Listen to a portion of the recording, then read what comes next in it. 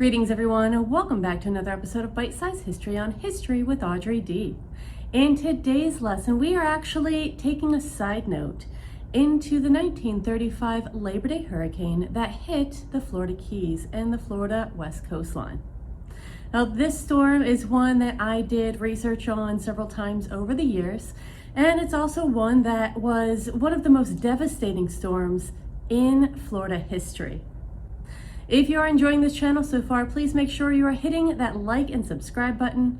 Also, you can make sure to find me on Instagram and Facebook as History with Audrey D. And I also have an Etsy shop with different varieties of artwork in it that you can find through the link in my bio. Let's go ahead and get into our lesson on the 1935 Labor Day hurricane that devastated the Florida Keys.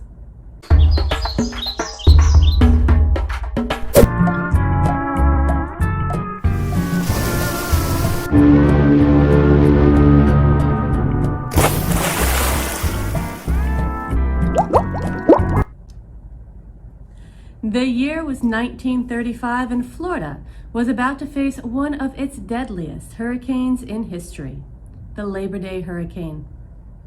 It was August 29th, 1935, when a powerful tropical cyclone began forming over the Atlantic Ocean. Within days, it would become a Category 5 hurricane with sustained winds of over 185 miles per hour. When the experts noticed the 1935 hurricane, their original belief was that it would hit further south, affecting Cuba. Its true course wasn't determined until it was too late to properly coordinate evacuations. The Labor Day hurricane showed no mercy, impacting everyone in its path. However, it was the World War I veterans working on the Overseas Railroad who were tragically caught in the midst of the storm's fury, leading to devastating loss of life. People were pulled from their homes by the winds, and the train, which was sent too late to evacuate residents before the storm, was swept off of the tracks. Approximately 1,000 people lived in the area because the Florida Keys had yet to become a major destination point.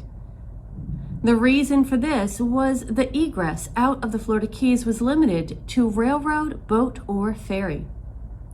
When the Labor Day hurricane finally swept through and the body count was finished, over 400 people had lost their lives. This was close to half of the population of the area.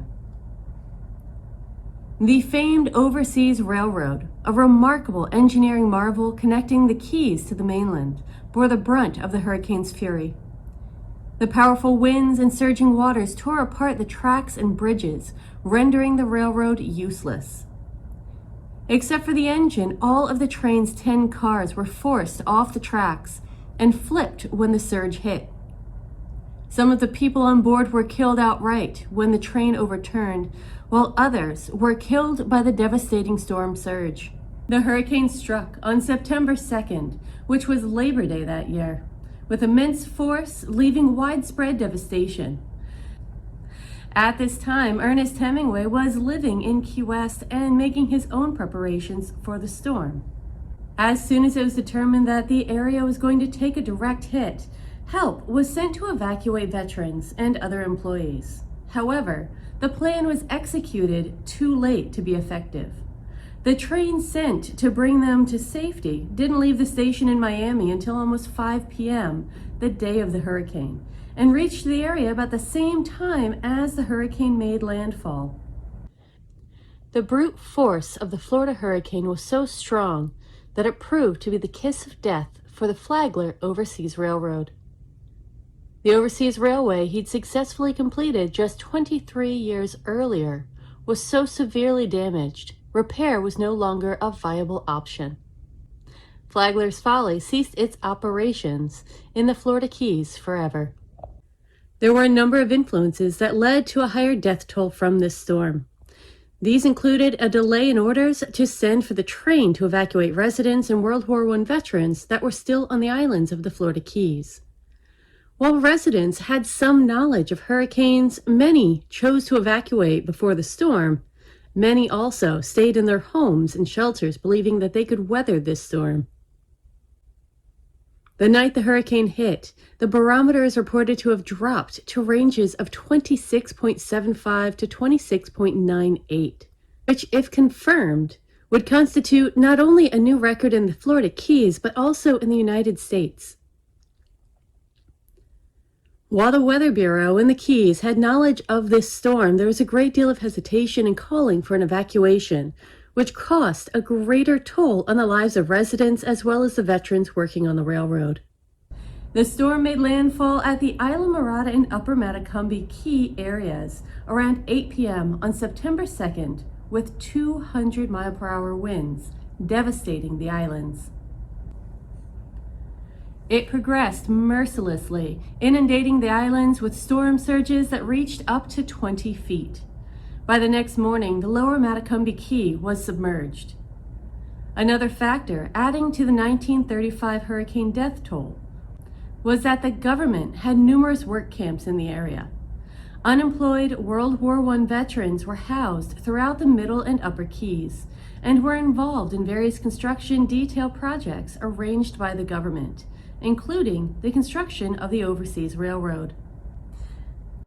When the decision finally did come, the government took swift action, ordering evacuations and sending relief efforts to the affected areas. President Roosevelt declared the Florida Keys a disaster area and facilitated financial aid and resources for recovery. In the aftermath, the state of Florida faced immense challenges in rebuilding. The destruction of the Overseas Railroad was a symbolic blow, but the disaster prompted the development of the Overseas Highway, connecting the Keys by road. 12 of the original 18 local families were killed in this storm, with hundreds of World War I veterans dying along with them. As the storm did not have the same lethal impacts on Key West, residents from the lower Keys, including the writer Ernest Hemingway, assisted with rescue and cleanup efforts after the storm. Due to the intense heat and time needed to recover the dead after the storm, many of the veterans, along with others who perished during this hurricane, were cremated in mass burns to prevent disease from spreading. Not all of the bodies were identified due to decomposition rates, and those who were found first were boxed and shipped home to be buried by their families.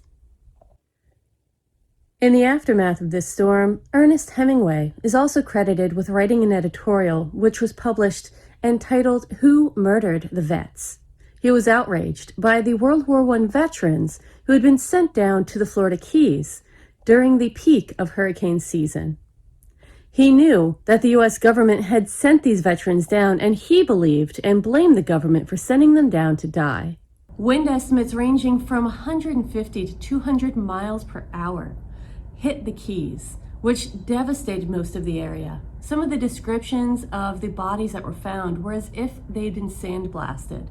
It's how strong the winds were, and this is what happened to anyone that was left out in the open without any form of shelter.